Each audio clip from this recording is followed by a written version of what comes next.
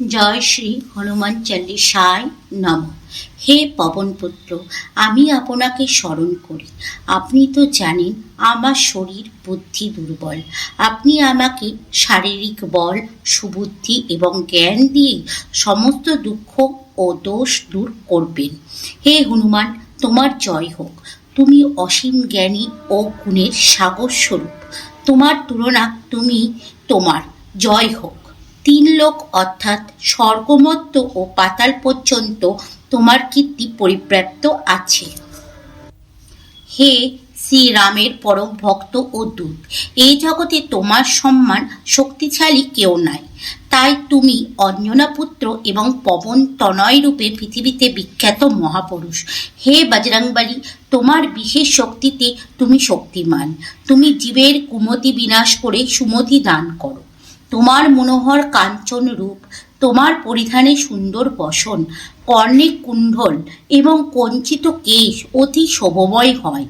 তোমার হস্তবজ্জা ধ্বজা আছে, তথাপি স্নগ্ধে মহাগদা সর্বত্রে সুশোভিত রূপ দেয় তোমাকে। হে মহারুদ্র শঙ্কর অবতার, হে কেশরী নন্দন, তোমার পরম পরাক্রমা জগৎবাসী বন্দনা করে। তুমি অত্যন্ত চতুর ও চালাক, তুমি বিদ্যামান ও মহাগুণবান। তুমি সর্বদা ভগবান শ্রী রামচন্দ্রের কাছে ব্যস্ত থাকতে ভালোবাসো। তুমি শ্রী রামচন্দ্রের গুণগান শ্রবণ করে অসীম আনন্দ লাভ করো। ভগবান শ্রী রামচন্দ্রের মাতা জনকী ক্ষুল্লতা লক্ষণ তোমার হৃদয়ে বর্তমান। তুমি অতি সূক্ষ্ম রূপ ধারণ করে জননীকে দর্শন করলে, আবার অতি ভয়ঙ্কর রূপ ধারণ করে রাবণের শূর্পণখা দগ্ধ করলে। তুমি ভয়ঙ্কর রূপ ধারণ করে রাক্ষসকুল নিধন করলে। আর ভগবান শ্রী রামচন্দ্রের উদ্দেশ্যে সফল করার জন্য তুমি বিনা দ্বিধায় তার সমুদ্রময় কাজে সহায়তা করলে। তুমি সুদূর গন্ধমাদন হতে সঞ্জীবন ঔষধ সংগ্রহ করে লক্ষণের জীবন দান করলে।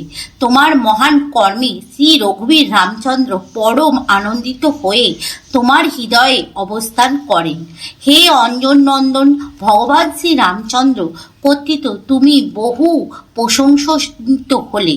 তিনি বললেন, তুমি তার ভ্রাতা ভরতের তুল্য ও মহান ভক্তিভজন।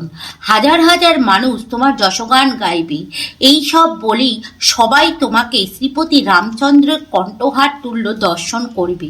সনত কুমার সনাতন সনক সনানন্দ অতি মুনগণ ব্রহ্মাদি দেবগণ এমন কি শেষ নগজীবন তোমার গুণগানে চিরকাল মুখরিত হইবে। যমকুবের আদি তথা সমস্ত দীপালগ্ন আর কবি বিদ্বান সবাই তোমার সম্পূর্ণ যশগান করে থাকেন। সুগৃহকে তুমি রামচন্দ্র মিলিয়ে দিয়েছ। ভগবান রামচন্দ্রকে তোমার কৃপায় মানবকুলে দর্শন লাভ করেছেন। তোমার কৃপায় তিনি রাজপথ পেয়েছেন। তোমার পরামর্শ বিভীষণ ভগবান চরণ দর্শন করতে পেরেছেন। তোমারই কৃপায় তিনি রামচন্দ্রকে অনুসরণ করে রাজ্য লাভ করেছেন। যে সূর্য হাজার দূর অবস্থান করেছে, যার কাছে পৌঁছাতে হাজার যুগ লাগে, সেই সূর্যদেব নিজেই তোমাকে ফল দান করেছেন। তুমি ভগবান শ্রী রামচন্দ্রের দ্বারে সমুদ্র অতিক্রম করেছ। তার ফলে বিশাল জলাধি তোমাকে সহায়তা করেছে। জলাধি তোমাকে স্তব্ধ করে খুশি করেছিল। সংসারে সবচেয়ে বড় কঠিন কাজ সহজেই তুমি তা সম্পন্ন করতে সক্ষম হয়েছ। সুগম কাজকে তুমি একমাত্র সুগম করতে পেরেছ। তুমি শ্রী রামচন্দ্রের মঙ্গল কারণে দ্বারে দ্বারে রক্ষা করেছ। তোমার আদেশ ব্যতীত সেখানে কেউ প্রবেশ করতে পারেনি। তোমার নাম স্মরণকারী ব্যক্তি সকল প্রকার দুঃখ প্রাপ্ত হয়ে থাকে। তোমাকে যে নিত্য স্মরণ করে তার কোনো প্রকার ভয় থাকে না। তোমার তেজকে কেবল তুমিই ধরে রাখতে পারো বা সহ্য করতে পারো, যে শক্তি একমাত্র তোমারই আছে। তোমার সিংহ গর্জনে ত্রিভুবন কম্পন হয়ে থাকে। হে অঞ্জন পুত্র, যে তোমার মহাবীর নাম জপ করতে থাকে তার পাশে কোনো ভূত পেট দুষ্ট ব্যক্তি আসতে পারে না বা তার কোনো প্রকার অনিষ্ট করতে পারে না। হে বীর হনুমানজি, নিরন্তর তোমার নাম স্মরণ করলে সকল প্রকার রোগ বিনাশ ঘটে। তোমার মঙ্গলময় নামে জীবের সকল দুঃখ কষ্ট দূর হয়। যে ব্যক্তি সংসারে সকল কাজে মাঝে তোমার ধ্যান ও জপ করে তার সকল প্রকার দুঃখ কষ্ট বিলুপ্ত হয়। রাজা শ্রী রামচন্দ্র সর্বশ্রেষ্ঠ তপস্বী, তুমি নিজেই তার সকল কাজ সম্পন্ন করে ত্রিজনকে ধন্য করেছ।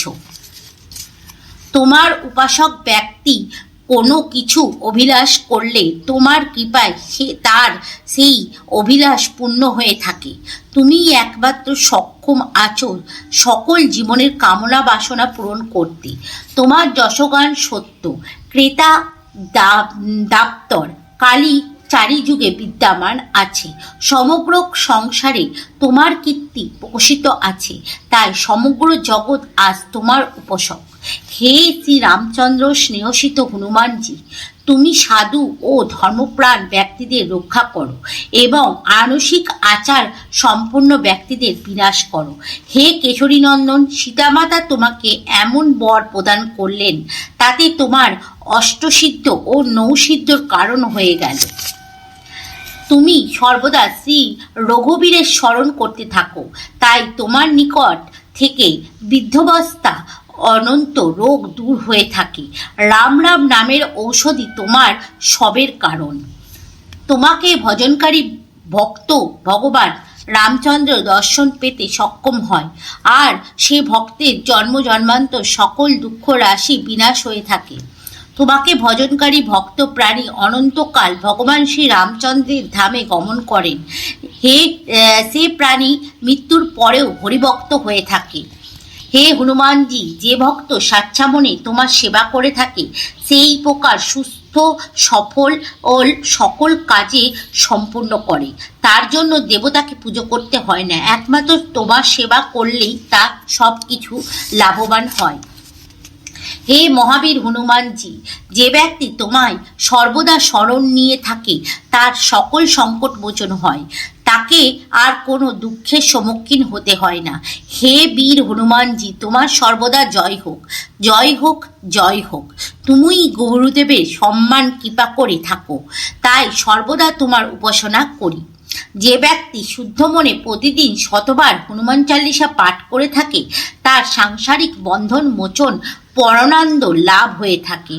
গৌরীপতি ভগবান শঙ্করজি হনুমান চালিসা রচনা করে গেছেন, ইহার নিত্য পাঠ সফলতা প্রাপ্ত হয়ে যায়।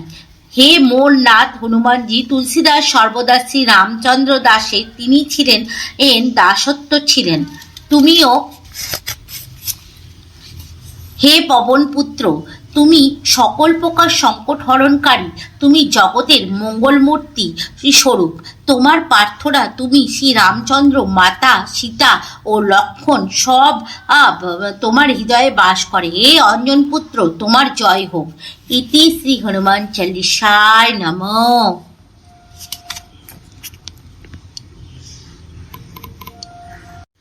তো বন্ধুরা, এই হনুমান চালিসা যদি তোমরা প্রতিদিন পাঠ করো, তোমাদের জীবনে নেমে আসবে শান্তি, তোমাদের জীবনে নেমে আসবে মানসিক শান্তি এবং সংসারে উন্নতি, সমস্ত কিছু।